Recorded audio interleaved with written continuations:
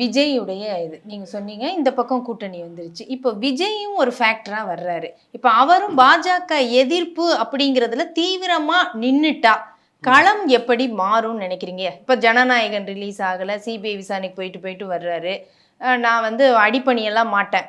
எனக்கு பாஜக எதிர்ப்பு தான் அப்படின்னு நின்னா, அப்போ அந்த பாஜக எதிர்ப்புல இந்த பக்கம் சேருது. அவர் வந்தாதான் அது அவர் வரா மாதிரியே தெரியலையே. அவர் பிரச்சனைக்கு அவர் பேச மாட்டேன்றாரு.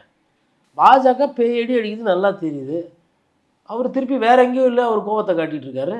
திமுக மீது தானே அவர் கோவத்தை காட்டுறாரு. அவர் என்னைக்கு பாஜகவை எதிர்த்து பேசியிருக்கிறாரு? பாசிச பாஜக இது திருமாவளவன் அவர்கள் ஒரு 3000 வாட்டி சொல்லியிருப்பாரு. அதே தான் அவர் பேசியிருக்காரு. அதை தாண்டி வேற என்ன ஒரு அரசியல் ரீதியாக ஒரு எதிர்ப்பு இல்லை. இப்போ கவர்னர் வெளியில் போனார் இல்லையா, தாவேக்கா ஒரு நியூட்ரலான கட்சி தானே. கவர்னர் கூப்பிட்டு excuse me mister R. N.. Ravi, what is your problem? நீ டிப்ளமேட்டு, எதுக்கு உனக்கு அரசு பங்களா 6 காரு கான்வாய்லாம்? சிஎம் சார் தான் கொஞ்சம் பயந்த சுபாவம். என்னையுமே கரூர்லேருந்து நான் தப்பு பண்ணிட்டு வந்தப்போ என்னை விட்டுட்டாரு. எஃப்ஐஆரில் என் பேர் சேர்க்கல. இல்லை தப்பு இல்லை, ஒரு குற்றச்சாட்டு, அதுக்கே வந்து என்னை விட்டுட்டாரு.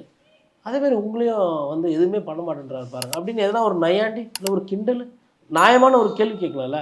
கவர்னரை கூட எதிர்த்து அரசியல் பேசுறது கிடையாது. அதிமுக பேசலைன்னா அவங்க கூட்டணியில் இருக்கிறாங்க, அவங்களுக்கு நெருக்கடி, அமலாக்கத்துறை அவங்க மீதும் பாயலாம், இல்லை கூட்டணி உடையலாம், இல்லை முறியலாம். இல்லை ஏன் இன்னொன்று எடப்பாடி பழனிசாமி கூட்டணி வச்சு கோச்சிட்டு வெளியில் போனார், அதுவும் தானே நடந்திருக்கு. ஆனால் விஜய் அவர்களுக்கு எந்த பேக்கேஜுமே இல்லை. ஏன் ஆளுநர் ரவி பண்ணுறது கூட சரியில்லைன்னு சொல்ல மாட்டீங்க?